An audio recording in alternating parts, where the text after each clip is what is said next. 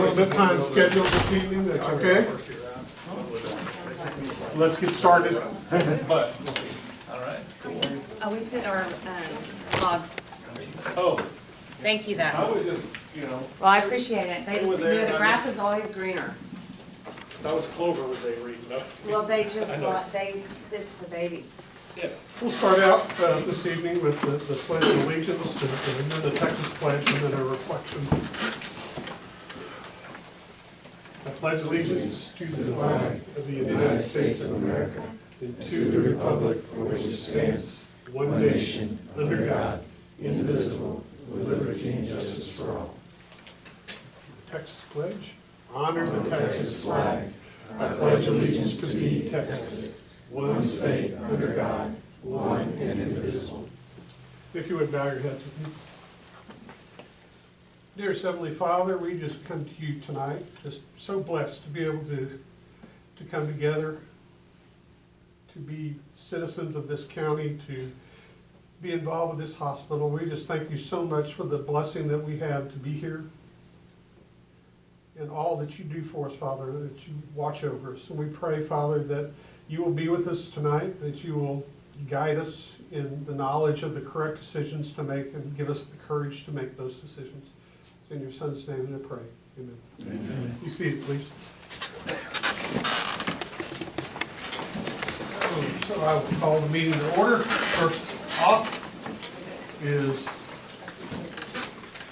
the roll call. Marcelo Lejas. Present.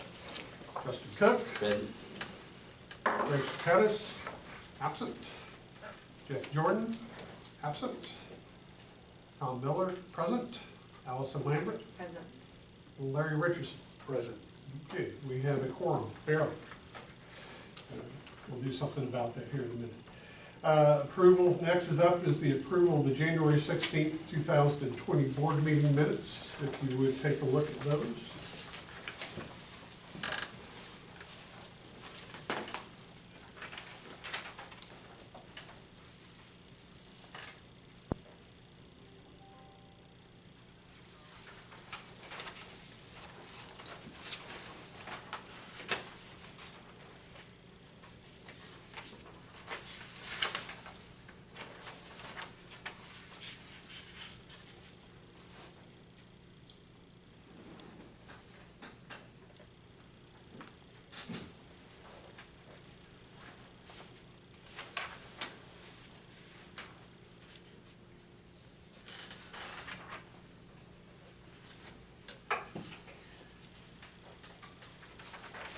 I do have one question about the minutes.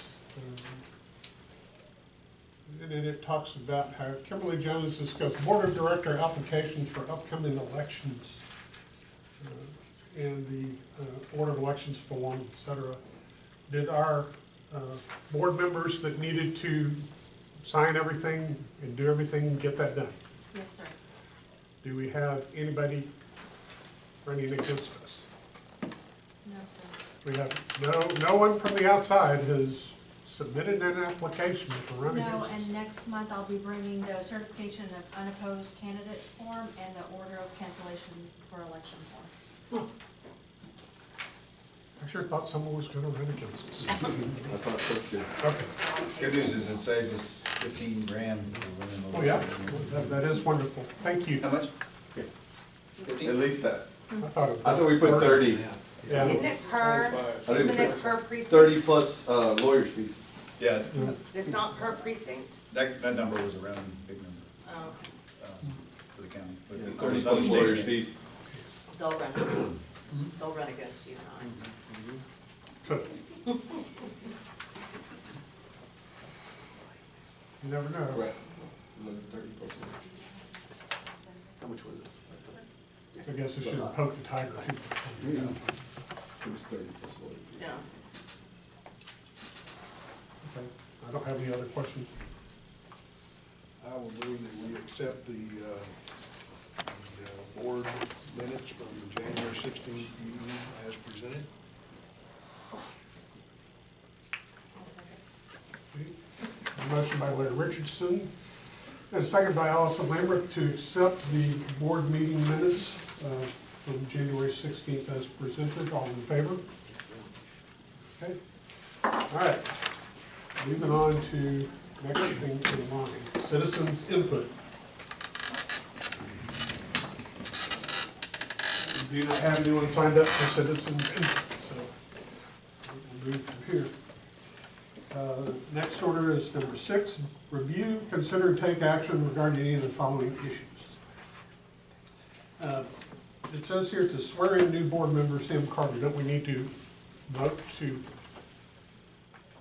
have Sam Carter be on the board? Yes, first? that would be first. Yes. And you have to swear him in, don't you? Yes, Yes. but I think We we need need to to have a Formal motion vote, motion. and a vote. So does someone want to make a motion? I'll move that we swear in, or what do you, how do you the word? Appoint Sam Carter as precinct 4 board representative. Is that sufficient? Okay. Have a motion by Allison Lambert to appoint Sam Carter as precinct 4 board member, and a second by Marcella Layhouse. Does anybody want to say anything bad about Sam, or we need to make him leave or anything? No? He gets back to me anyway. All right, all in favor? Motion carries. So now, Sam, you've done this before, but we need to swear you in. My signature.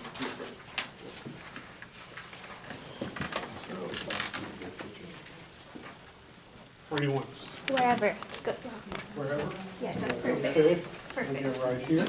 You would raise your right hand. In the name, and repeat after me, in the name and by the authority of the state of Texas, I Sam Carter, do solemnly swear or affirm, repeat after me, do solemnly swear and affirm that I will faithfully execute the duties of the office of Wilson County Hospital District Board of Director Member Precinct 4. Nice.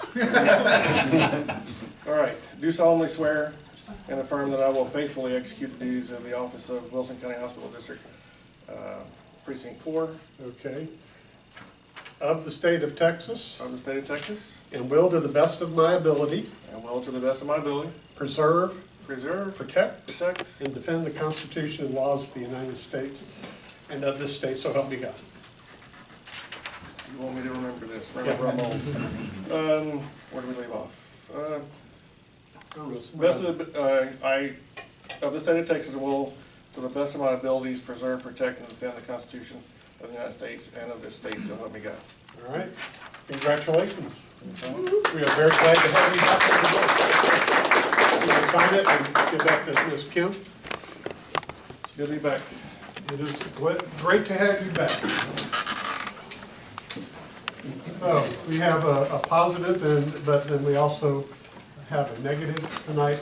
We have received an email from Grace, and Grace tells us that it is with deep regret that she will not be able to run to keep my seat on the board of directors. I am recuperating well, continuing with rehab at home, but still have a way to go. According to the therapist, rehab is going well, but the stroke did affect my right side a great deal, and I may need additional therapy, but that's okay.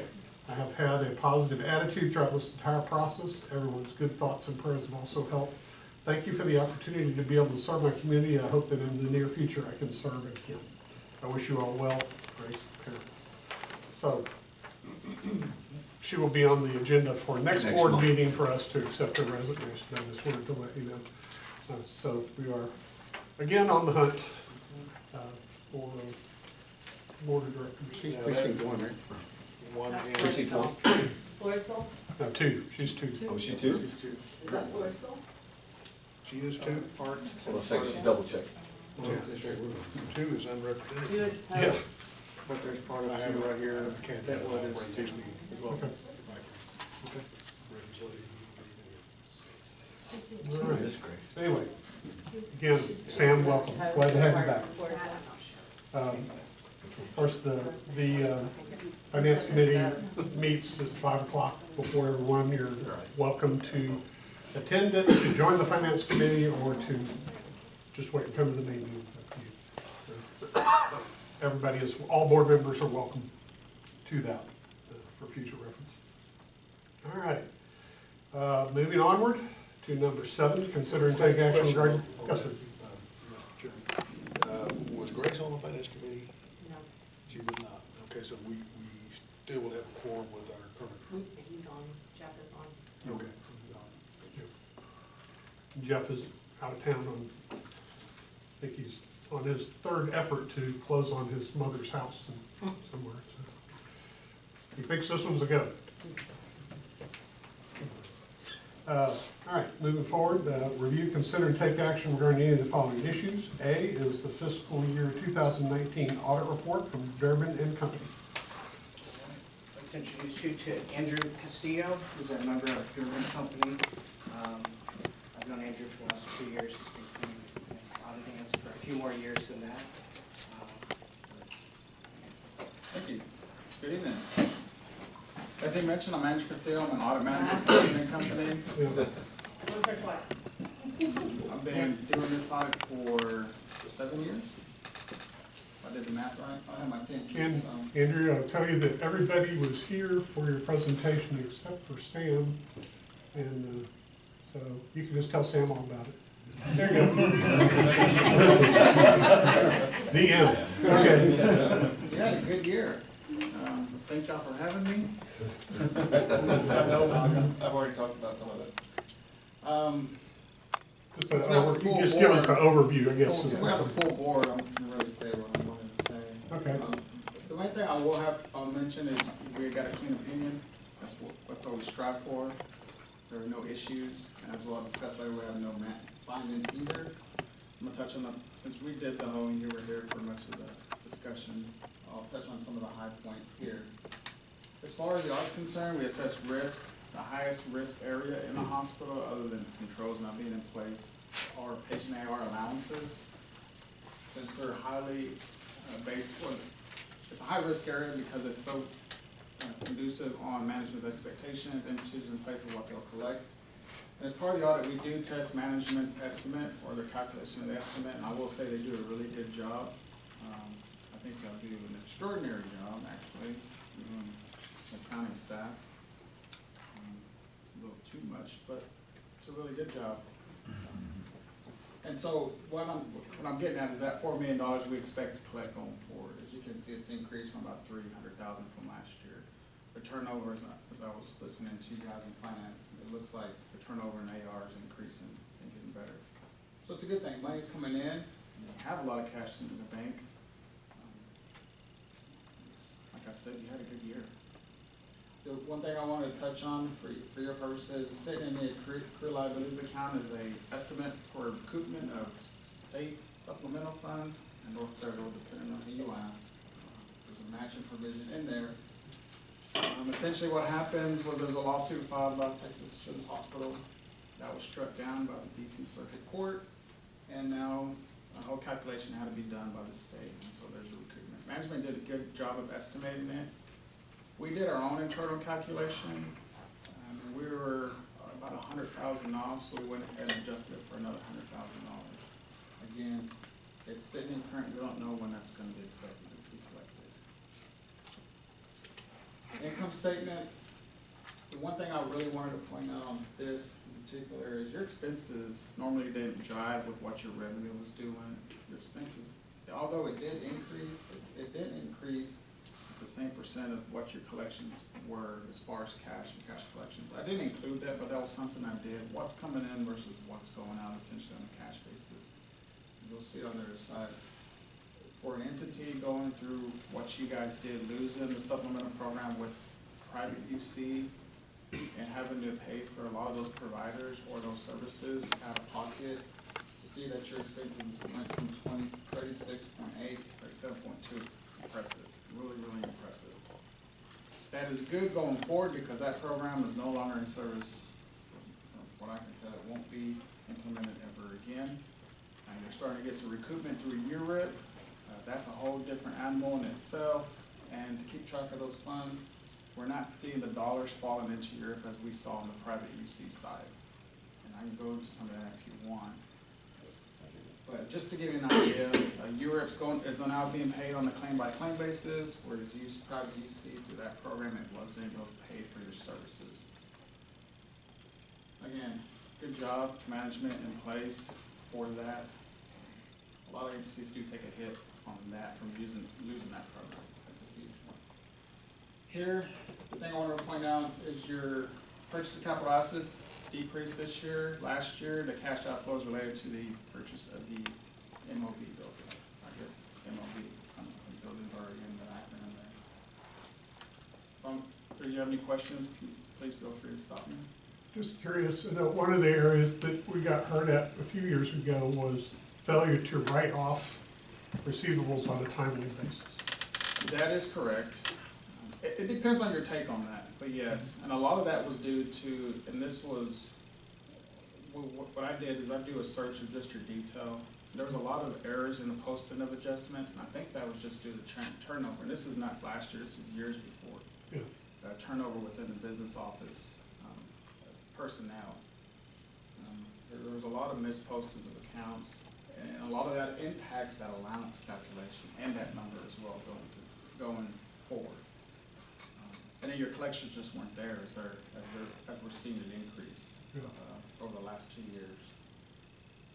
But the failure to write off increased our revenue. Right, it did. Incorrectly. Correct. Reflected an incorrect level of and there are two aspects of that as well. So if you're not writing it off due to it not being collected or not being worked, that's different from it not being collected because we know this specific payer group is not going to collect either anyways. And so what we saw that transition from, you're seeing the write-offs related to those groups who normally are getting written off versus the write-offs from accounts not being worked. But you're seeing all that's in order. Yes, it's trending the way we want. It's getting corrected for sure. That is one thing I did look at as well. And this kind of gives you an idea of what we're talking about. It shows what your allowances are in comparison to your gross AR, and you're fairly consistent, and actually your gross AR, or your net AR is actually increasing, which again supports the theory that we're turning over our patient hour much quicker. Liquidity, I know I touched on days cash on hand, excellent. Keep it up. Good job. And that's across the board. That's from top down. And I heard you talking finance, those early outs and those front desk personnel collecting as much as possible. That goes a long way. It really, really does. Not only that, it helps with the, and you guys know this better than I do, it helps with just the relationship with the patient as well. If they know that you're trying to help them out as much as possible, they're more conducive to come and actually want to pay their bill into the facility. Again, days cash on hand, it's trending the way I think it should. We're starting to see it decrease. The only reason it increased a bit is because the cost report and that chat lawsuit liability are getting calculated into our internal number. And that's why. So the number you're getting is factoring all that, doesn't take that those estimates into consideration. Profitability, total margin, again, you guys are doing a great job. I can't tell you how great a job you are. I know I can sit here and say it all day, but again, it's conducive to all staff in place. Utilization is right where it's trended in the way it needs to be. Again, I know I mentioned this earlier, but it was a boring audit. There's not much there to. Personally, I kind of like to see some issues, and I didn't really see any. And it's reflective here in your. I did have some right here. It's reflective in, as you can see here, everything's trending the way it should. It's very consistent. And then this shows, I expect the gap going forward to be even higher going forward, especially now that Europe. I know our firm is a big leader in working in the URIP program, but we're just not seeing the dollars. I'm not seeing the dollars in it. I mean, your IGTs are small, they're small across the board. Even out in El Paso, when it was first rolled out by the state, those IGTs were not high at all. Here's the good part. I guess you guys want to see. We didn't issue a management letter. We reported no findings. Congratulations to staff in general. And I know you guys mentioned, again, I didn't mention this earlier, but speaking to the board, it's imperative the board stay involved, not in a management day-to-day, but that the board has some ownership and actually take a proactive approach. I wanted to say this with the full board as well. The hospital goes as the board goes. It's just the way it works. And I think you guys are doing a good job. You have ample entities at your disposal. I know Endeavor is a great resource to have. As I mentioned in finance, you can reach out to us anytime. Obviously, we're not in the day-to-day stuff that Endeavor could help you out with, but larger reimbursement type issues is something I think that we can definitely be of service and of value. Again, as I mentioned, don't let cost be a hindrance. You can call us at any time. If you call our main line, you'll get all of it for sure. We just pay them a big bonus to make it clear. Can afford to, no. Yeah, I think that just, personally, I've worked at other CPA firms. Durbin is not a normal CPA firm by any stretch of the imagination, but I like that approach that Durbin takes. Is a lot of that help that we provide goes unbilled. That's something you don't really see at other CPA firms. So I'm being biased in that, but again, that's something I haven't seen in other CPA firms. I'll just brush on the cost report a little bit. The one thing, I know I didn't mention low volume earlier, and I didn't mention it for a reason, but I wanted to say under the new low volume, it's starting to get phased out based on your Medicare discharges. You'll see it on the next slide.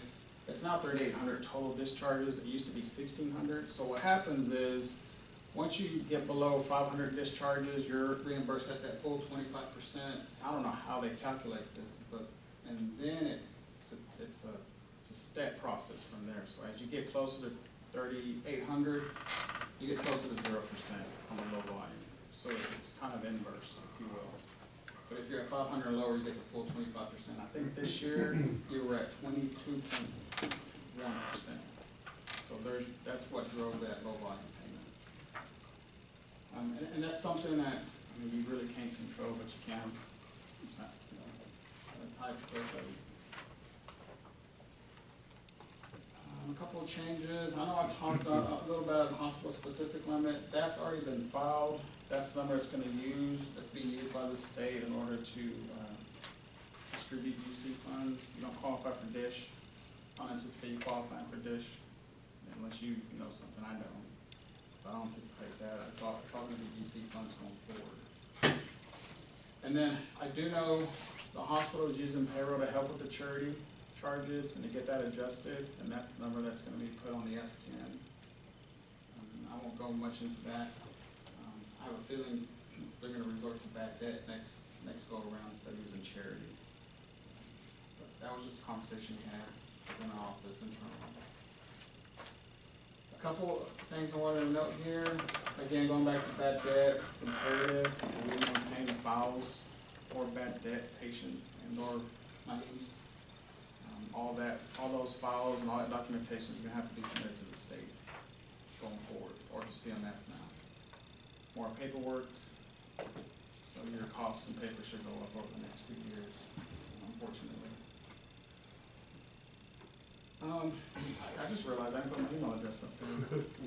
If you need my email address, I can give it to you.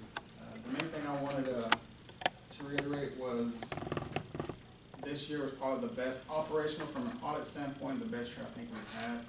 I know there was some turnover within the accounting department, but I thought they did a very good job.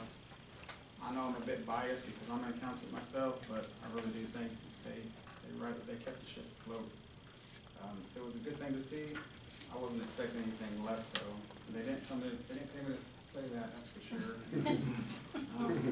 But there's nothing we accountants can't do. I mean, I think we save lives every day, so that's just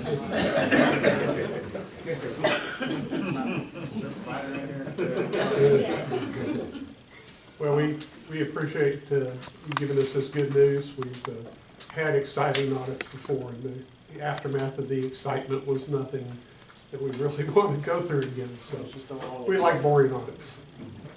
Not much, but it's a good presenting boring audits, that is for sure. Yeah. thank you guys for having me.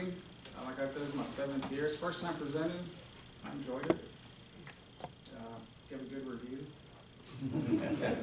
Actually, I don't know if they'll call you guys, but like I mentioned, if there's anything you guys need, any questions that pop up, please do not hesitate. That's what we're here for. We're at your service.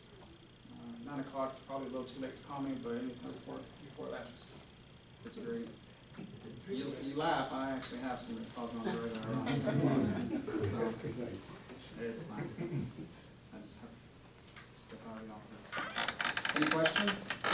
Concerns? Thank you. Thank you, guys. Appreciate it. We look forward to more boring audits in the future. Yeah. Thank you. So, Mr. Finance Committee Chairman, did the Finance Committee have a recommendation regarding the revenue company audit? Yes, the Finance Committee recommendation is to accept the fiscal year 2019 audit report as presented by Durbin and Company, particularly Mr. Castillo, Ernie Castillo. And so I make a motion to accept the presentation of the audit as presented. The motion from Marcelo Rivas, second by Allison Lambert, to accept the audit report from Durbin and Company. All in favor? Motion carries. Next, we'll move to the January summary and financial analysis.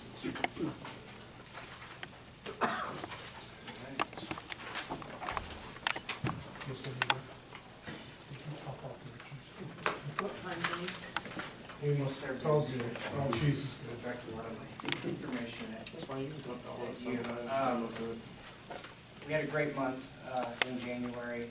Bottom line, we came in a little bit better than budget on both the net income from operations as well as the total net income. Part of the volume story there was extremely high ER visits for the month, coming at 1,144. While our admissions and patient days remained flat to prior year, we did see a shift in some a little bit sicker patients that had more days in the ICU compared to our med-surg as we did in the prior month. Really strong surgical month, especially when compared to the prior year. We were up 22% this January as compared to last January. All that volume equated to really high gross charges in the inpatient area, coming in almost 40% above budget and about 6.5% above budget on the outpatient side. Our contractuals coming in just slightly higher than what we had budgeted, but still in line, so I feel comfortable with those calculations. Where we lost a little bit of money was on the timing of the district funds that we received. Last year, this time, we received 3 different categories of district. This January, we only received 1. The big category, which is category C, we'll expect to receive in July. So in July, I think we'll see a little reversal there. We'll receive a little bit more money than we had expected. On the expense side, salaries and wages coming in a little bit better than budget. We had a couple departments there that came in better. Specifically lab, radiology, and clinics.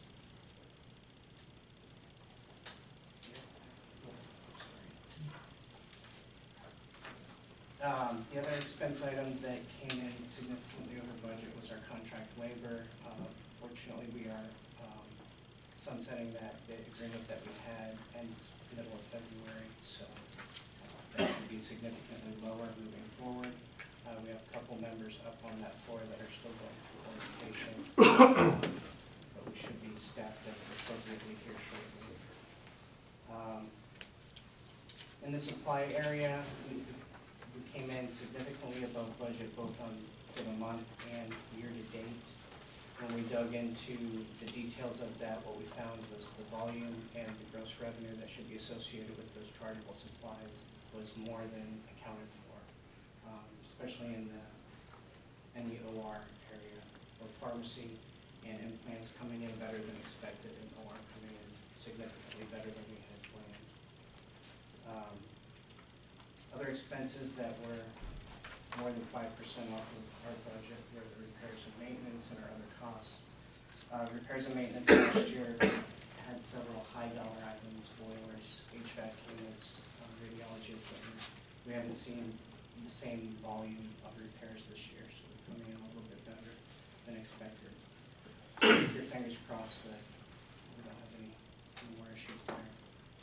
On the other costs, we had some significant spend last year in marketing of Dr. Moorhead and doing our folks inserts and some postcards. So coming in a little bit under budget this year. Bottom line though, favorable month, still favorable year to date on both net income and net income loss bottom line.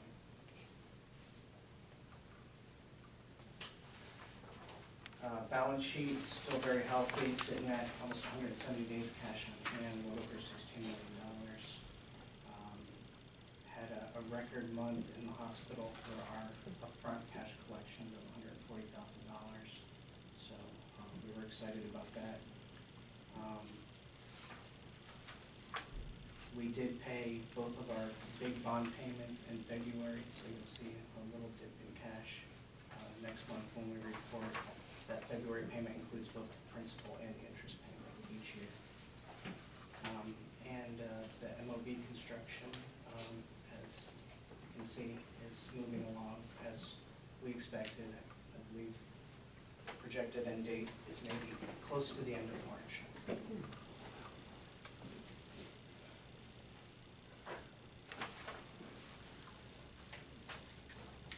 You notice that the ER, or the ER visit graph is, you know, Yeah, we've had a pretty couple much months, back up to well over 1,000. where we were before they put that place in across the street. So, I don't know if they're not doing good, or you know, or if there's just more. Yeah, was there ER visit. more flu or something that spiked their needs? We had some days this week at 54, 54 ER here. People are utilizing us. I would say it's flu season a lot. We're seeing, our urgent care is seeing the numbers too, quite significantly high. So, yeah, people are going for access too as well. I would tell you, my oldest granddaughter started having some post-birth issues, and they live in Livonia, so they went to that, for whatever reason, they went to that ER in Livonia first, and by the time that they were telling them, well, they couldn't tell them how much it was gonna cost, it was gonna be at least this much, that much, they came here. And they were very pleased with the treatment they got here. But you know, she's Medicare, or Medicaid, whatever one she is. And that place doesn't handle that. Yeah, they have a sign on their Yeah. desk that they don't take. Yeah, and it's like, you know, bring the money and lots of it. I think maybe people have discovered that the secret of those things, they have their niche, but their niche is Blue Cross Blue Shield. I don't know. You got me.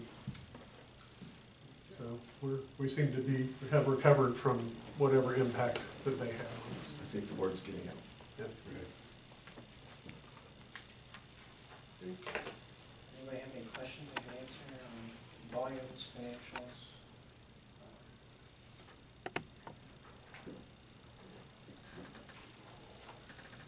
All right, do we have a recommendation from the finance team? Yes, sir. The Finance Committee recommendation is to accept the January summary and financial analysis as presented, and so I so move.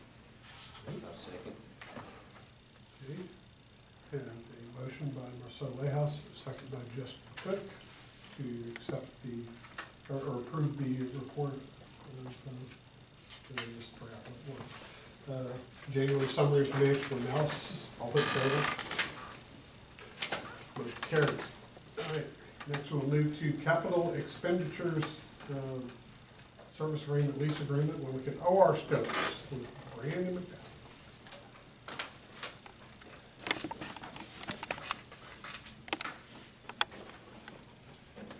Right, I'd like to ask the board for approval for purchase of $60,000 for OR Scopes Just a reminder, last year we replaced 6 of the 9 along with the new tower purchase. So this is a finalization of the remaining 3, replacing one of them, taking out a scope and, no pun intended, taking it out and replacing with an ERCP scope. Then doing the 2 therapeutics, there will be an advanced scope to the ones we have now. So placing one off with the ERCP and the 2 new therapeutics to the ones we have now. And this completes, This would complete the series we've got, so all 9 will be within the last less than 10 months of purchase, so they will keep for a long time, so under their service agreements. Any questions on that? What's the recommendation of the finance committee? Finance committee recommendation is to accept the purchases, capital expenditure purchases for the OR scopes as presented. And so I so move. I'll second. Motion by Mr. Alejos, second by Larry Richardson to approve the acquisition of the OR scopes for $60,000. All in favor? Motion carries. Next up is agreement with Edwin Morales, MD, urology.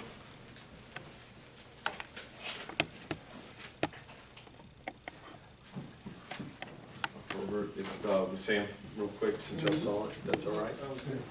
Oh, you saw it too? Okay, good. Do we want to go over it again in general, or? Do we have any additional questions that we want to go over? Okay, and what was the recommendation of the finance committee regarding, I guess it was the continued To move forward move with? forward?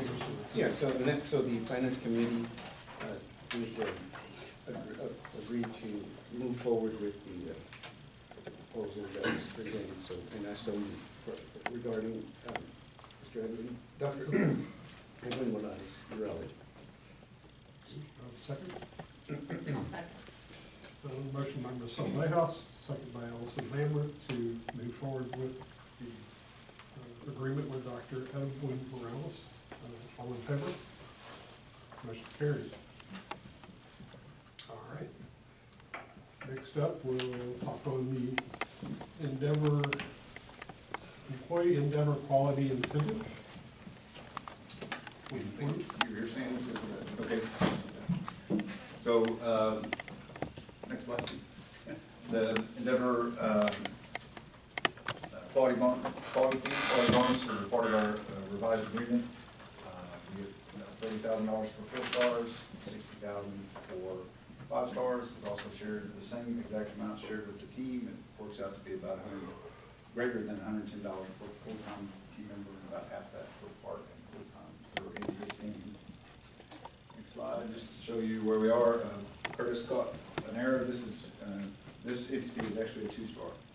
Gave them the benefit of an extra star. Who is? Waterloo Regional. They're actually here. I think the last time, this is my slide, I keep updating. I think the last time they were 3 stars, so they did. But you can see the percentages nationally. Again, 3,646 hospitals, I think, are in the comparative this go around. It's updated June and December. However, they were delayed. They usually are delayed in months or so. So all the surrounding rural hospitals from us are 2-star. Otto Kaiser is Okay. also 4-star. Are they Crime City? Yes. So we're requesting approve, since we qualified for 4-star, for the $30,000 bonus, and the $30,000 to be paid for the team per the policy that you guys approved. And what does the finance committee recommend? Finance committee recommendation is to approve the employee endeavor quality incentive for fiscal year 2020, and I so move. I'll second. All right, motion by Marcel Layhouse, second by Justin Cook to approve the employee endeavor quality incentive for fiscal year 2020. All in favor? Motion carries. Next up is the endeavor performance fee for 2019. As discussed in the Finance Committee, we've been paid in performance fee for 3 years, haven't earned it. So therefore, we haven't been paid, but it's currently based on achieving budgeted targets. And if we get close to budget or greater, these are the dollars paid for the year. We do not receive the bonus until the audit confirms the financial numbers that Kyle prepares. It's reviewed by Kyle, it's also reviewed by the auditor, as we mentioned. So this fiscal year, the audited numbers are, we lost $1 million. Budget loss was 1.5, and so we did budget by $250,000. And by the way, this fee is included in this. They did accrue it in that number, so it's not, going to make the numbers change.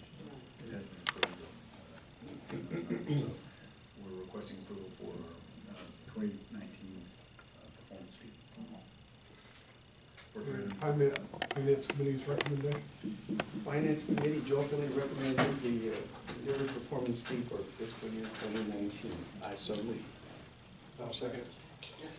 I would like to give kudos to Kyle, Barbara, and Amy, and the finance team. We've got a record of great audits here. I think this one was the best, though. Those guys worked hard. We've had some turnover in accounting. Barb and Amy have picked up bigger loads than what they normally had. And certainly Kyle's the leader. He gets the credit for that. But just wanted to acknowledge what a great performance they did this year. Bob and I put the numbers up, but no, I'm kidding. I wouldn't expect any less.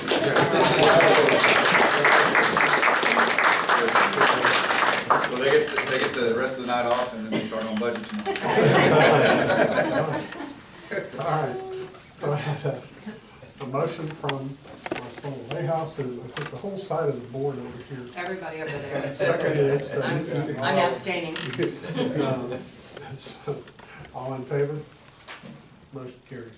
Just pick one of them. All right. Okay, next up, we'll move to the annual/quarterly board reports. And number one is annual infection control plan. And this was Sue Tucka and Mandy Schrock. Yes, I'm going to present this for Sue. This is her annual plan that she presents every year. There's not really any changes on it, just some wording on it. She updated this last year to include a lot of updates from the CDC, so she kind of just mimicked them. There's been no, except for now, most recently with coronavirus, but we're working on that. So this is just her overall infection prevention plan for 2020 with a highlighted, y'all have copies? No. Copies? We don't. Okay. Can you make some copies? There are just a few things that I think she changed some wording to say who also serves as in an area, and I believe that's actually it. So she'll bring that to you. The quality improvement plan, Valerie is not here, she had surgery, so she was going to present this one. Same thing as last year, except we have improved our quality processes. We do have committees that meet more frequently now to work on, I think I brought y'all how many quality things we have for 2019, so not all are bad, a lot of them are just process improvements. So this is a plan for 2020 as well. They'll be changing it, like I said, are a few words. She crossed out hospital-wide and clinic systems and add organization and core to that. So they're just wording changes to the same plan, so she'll get y'all copies. So I just need approval for these two plans for 2020. Can we circle back and then we need copies? Yeah, absolutely. Yes. I thought she had passed out maybe. But those are the two for nursing. Okay, very good. Next up, annual security safety risk assessment. Randy? Okay, we ran last month ran the Q4 physical year, Q4 vulnerability scan. Priority events, critical and high, we continue to delve down into servers and workstations, switches, APs, items like that. So this is a total encompassing scan of our entire network. 97% decrease in critical events, priority updates,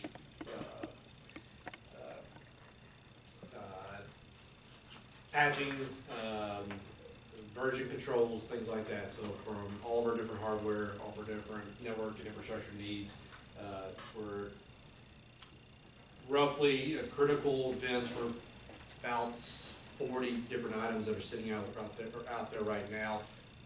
Majority of that 40 revolves around 2 platforms that we're in the process of updating or removing. So those are old servers, old platforms, old systems that we're going to be hopefully grandfathering out and putting to pasture here soon.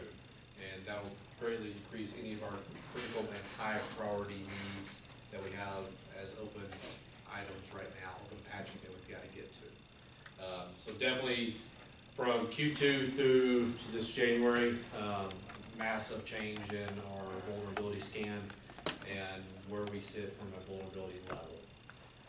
Other items we've done from threat management, we updated our password policy. Now it's a 8-character complex character. That's your upper lowercase number and special character scheme. So we extended that from 6 characters to 8 characters. What that does is just provides a exponential password complexity that could take 45 years to break. There are some special supercomputers that would have that down further, but for a general population, this is what the industry is going to, and even further. We're slowly integrating our other platforms into our Active Directory. So what that is going to do for our Active Directory is our main security standpoint. We're getting our other systems to also connect with Active Directory, so that password is in that password for the other systems. So as we do this further and integrate our other systems, their complexity will be what our baseline complexity would be. So it just makes sure we're going forward, our passwords will be thorough, complex, and non-redundant. Changed up a little bit of our schemes for 120 days of when it needs to be changed, but our ability to use a similar password as before, we're making that more and more non-acceptable. So my version of my password, you have B McDowell, most people go 1, next time B McDowell 2, that is unacceptable. You've got to make changes to its complexity level. We've also installed a self-service portal that enables users to reset their own passwords. It also creates a 3-question security password thing, similar to your USA, your Wells Fargo, anything you do online now asks for your own security questions that you have to set up. So that we have nothing to do with it anymore. You set up your security questions, you answer them, it's your password resets. More will filtering blocks, which to the staff's disliking, but we're trying to block as much as possible. Over there, actually reading earlier, we'll send out an email tomorrow. There's a phishing attack that's going on right now revolving coronavirus and using WHO as its headers for people to click on. So we'll send an update out tomorrow just to remind people, make sure what you're looking at, make sure what you're clicking on, either internal or external, to make sure that's not something we get in trouble with. Added some more audit software to our Active Directory, helps with events. Actually got hit the other day with it. I had changed my password with the change. I had one of the servers that I logged into repeatedly.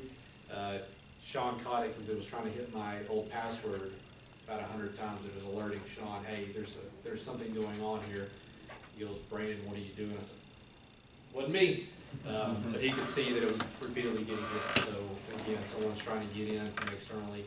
We'll be seeing those hyper attacks where they're vigilant and they're repetitive. Again, Active Directory software, more auditing, more control of what we've got going out there. Networking, firmware, passwords, going back to the vulnerability scan, getting those updated from access point, anything of our IoT events that are sitting on the network, there's technology. Fixing to roll out some anti-theft labels, so they'll be on all of our devices. They'll have a label that's on it that'll show our logo. If it's lost, call this number, report it. If someone steals it and they try to get that off, there's a sub sticker that's even more locked onto that laptop. So if they try to get that off, it'll basically break the laptop. It'll say, that one says, this item has been stolen, please contact this number. It's a national registry, it's called Stop Track. It goes into a national registry, so all industry is going into that, so I can register the device. If anybody finds it anywhere in the world, they go to that, they'll have a link, they go to it, it'll know that it's from us. Then also kind of going back to our integration of passwords, Navodia, which is our PAC software, we've got them integrated, or in the process of integrating them with our Active Directory. So again, password complexities and security. Anybody have any questions?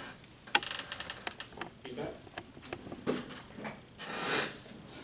How often do we get attacked? That's a difficult question. We see on our firewalls, there's activity coming from outside on a daily basis. Now, what it is, how it is, it's hard to tell, but we're seeing traffic from external IPs that are hitting us that aren't things that we allow. So we do see, there's IP traffic that we see every day of something trying to get in. Some of it's minor, I would assume some of it's more major attack. They're all major. They're all major? Yes. Attack is attack. Yes. If they got in, it would be major. Yes. It's really nice, Brandon and the team have